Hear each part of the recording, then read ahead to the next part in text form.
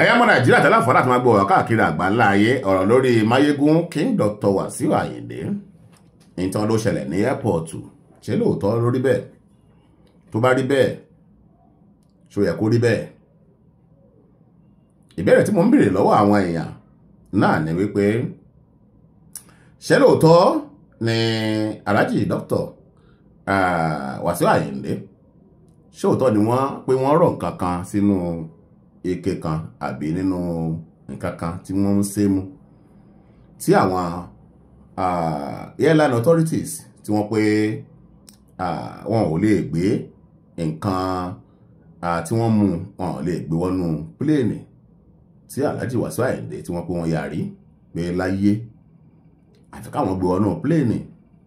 tó bá rí bẹ́ẹ̀ ṣó yẹ kó rí bẹ́ẹ̀. Alhaji Wasiu Ayinde èmi lérò ń gbà wípé ẹni tó kàwé dáadáa tó sì jẹ́ gbajúmọ̀ èèyàn náà ni wọ́n. Èmi lérò pé gbogbo tí wọ́n kó ń ṣẹlẹ̀ yìí kò yẹ kó rí bẹ́ẹ̀ torí pé lẹ́yìn wípé ẹ̀yin fúnra yín gangan lára ààbò tó péye ó gbọ́dọ̀ wà fún yín nígbà tẹ́ bá ń rìnrìn àjò pẹ̀lú ọkọ̀ òfurufú bàálù yálà ẹ̀ ń lọ nàbẹ́ ń bọ̀ lẹ́yìn wípé ẹ̀yin fúnra yín gangan ẹ̀mí yín ó ṣe pàtàkì ṣe kókó fún àwọn tí wọ́n ní airline ẹ wo àwọn tí wọ́n tún wọ plane pẹ̀lú yín ẹ bá ro tiwọn náà mọ̀ tó wá jẹ́ pé ó rí bẹ́ẹ̀ ni o èmi ò kó rí bẹ́ẹ̀ wọn ò sì pé kò rí bẹ́ẹ̀ torí wọn ò sí ń bẹ̀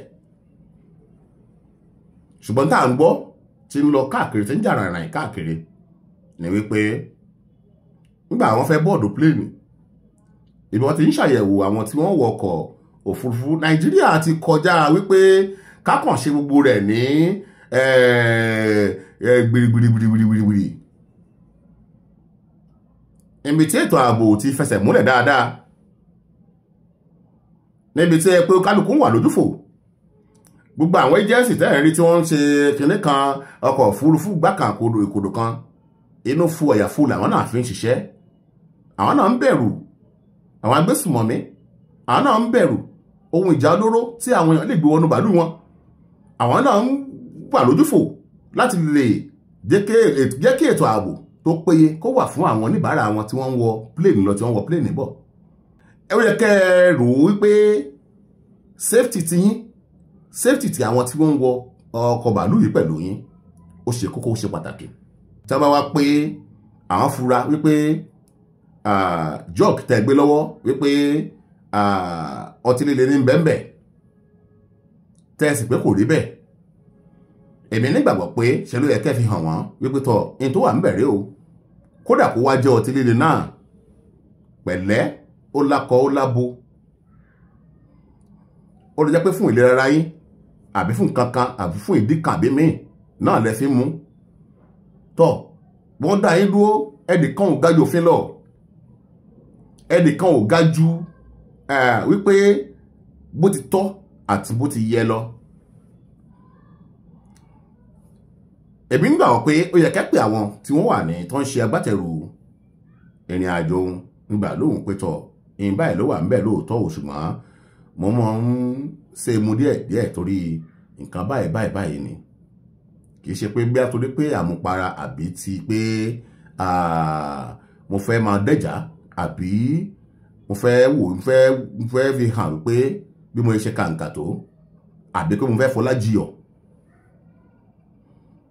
torí mo nígbàgbọ́ wípé ìrìn àjò ẹ̀yin nìkan kọ́ lẹ fẹ́ fò pẹ̀lú bàálù mo nígbàgbọ́ wípé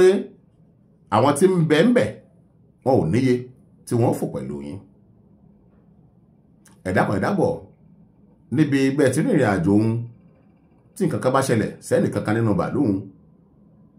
àwọn tí wọ́n ní iléeṣẹ́ bàálù tí ń fò wọ́n gbókọ búkú ẹ̀yin náà a sì nífẹ̀ẹ́ yín a ò fẹ́ gbọ́ èrò ibi àbí èrò nǹkan tí ò dá sí yín orílẹ̀-èdè Nàìjíríà bí ó ṣe dá bí ó ṣe nítumọ̀ bí ó ṣe ní tẹ̀síwájú ayọ̀ ó wà lọ́wọ́ gbogbo wa. Tàṣíwájú ò bá rúfin ó ṣe é ṣe kọ́mọ lẹ́yìn náà ó mọ́ rúfin. Bá aṣíwájú bá ṣe tó tó àti tó yẹ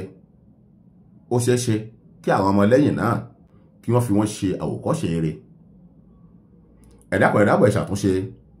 Elédùmarè yóò mọ̀ fi ṣọ́ rẹ̀ ṣọ́ wa yóò sì mọ̀ fàbó rẹ̀ bò wá. Àwọn oríṣiríṣi ló ń lọ káàkiri. Àyà kan pé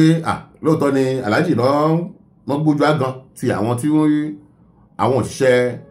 iléeṣẹ́ bàálù. Àwọn kan sì ń pé kò rí bẹ́ẹ̀ tọ́ aláwọ̀hálà èmi ò sí ń bẹ̀ ṣùgbọ́n tá à ń rí tá a sì ń wò àtàwọn ẹ̀rí mọ́ jẹ́mi ìṣó yìí àwa náà rí àrí pé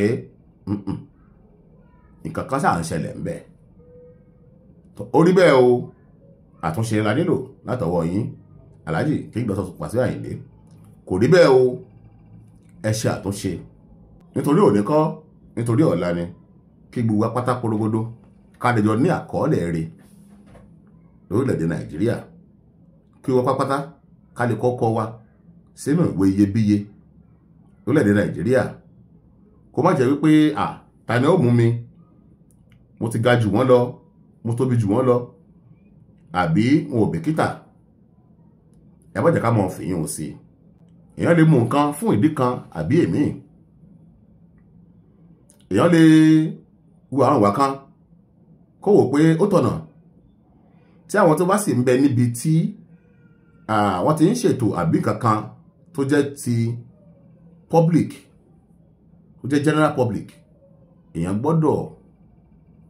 mọ̀ ṣe jẹ́jẹ́ lọ́pọ̀lọpọ̀ gbà. Ṣé ó dàbí pé èèyàn gbìyàn kí èèyàn kọ́lé kó gba gateman kó gba secretary tí mo lérò pé Alhaji yìí náà ń ṣe. Èèyàn kan dédé kùgìrì kó ló ń fẹ́ lọ wá bá yín lé àbí lọ́fíìsì. Àwọn ìgbésẹ̀ tó tọ́ àti tó yẹ ó gbọ́dọ̀ tẹ̀lé. Kẹ́nìkan wá dé kó wá pé wà àti gateman o àti security àti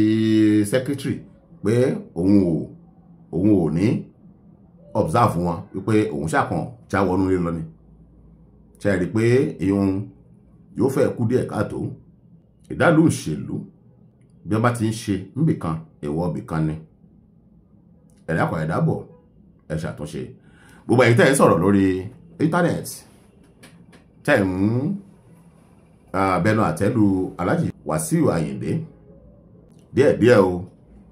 àgbàlagbà ó mọ jẹ́ ṣùgbọ́n kí Alhaji Dr. Wasiu Ayinde náà kí wọ́n ṣe jẹ́jẹ́